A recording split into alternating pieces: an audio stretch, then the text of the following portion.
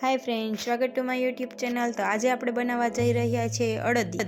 ચાસણીની ઝંઝટ વિના પણ આ અડદિયા એકદમ સરસ પોચા બનીને તૈયાર થાય છે। આવી ઠંડીની સિઝનમાં અડદિયા ખાવાની એકદમ મજા આવે છે। તો ચાલો આપણે પરફેક્ટ માપ સાથે આજે આપણે અડદિયાની રેસીપી જોઈશું। આ અડદિયા છે ઇન્સ્ટન્ટ બનીને તૈયાર થઈ જાય છે। આ અડદિયાને કાચી ખાંડના અડદિયા પણ કહી શકાય છે। તેના માટે મેં અહીંયા 300 ગ્રામ ઘી લઈ લીધું છે। તો હવે તેને આપણે લો ટુ મીડિયમ ફ્લેમ ઉપર ગરમ કરી લઈશું। ઘી હવે એકદમ સરસ ગરમ થઈ ગયું છે તો તેમાં આપણે 400 ગ્રામ અડદનો લોટ એડ કરી દઈશું અને તેને આપણે એકદમ સરસ મિક્સ કરી લઈશું। હવે આપણો લોટ એકદમ સરસ મિક્સ થઈ ગયો છે તો હવે તેને આપણે 15 થી 20 મિનિટ માટે લો ટુ મીડિયમ ફ્લેમ ઉપર એકદમ સરસ ચલાવતા રહીશું। જ્યાં સુધી તે એકદમ સરસ ગોલ્ડન બ્રાઉન ના થાય ત્યાં સુધી ચડાવતા રહીશું।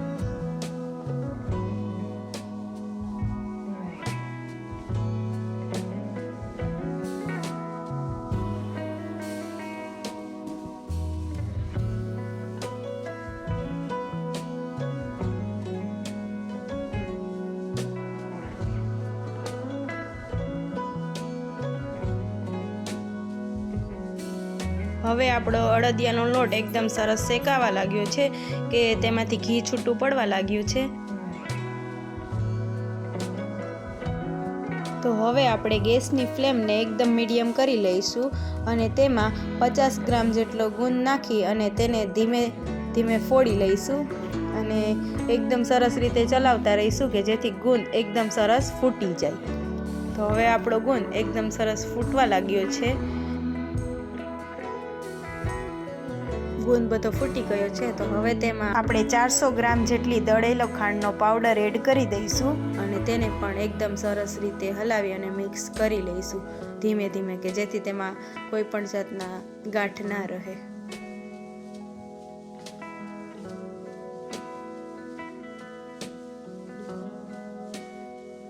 હવે આપણે ગેસ બંધ કરી દઈશું અને તેમાં આપણી પસંદના કોઈ પણ જાતના ડ્રાય ફ્રૂટ એડ કરી દઈશું અને તેને એકદમ સરસ મિક્સ કરી લઈશું। હવે આપણે અડદિયાને વિડીયોમાં બતાવ્યા મુજબ હાથેથી એકદમ સરસ વાળી લઈશું। આ જ રીતે મેં બધા જ અડદિયાને વાળી લીધા છે તો આપણે પણ આ જ રીતે બધા અડદિયા બનાવી લઈશું।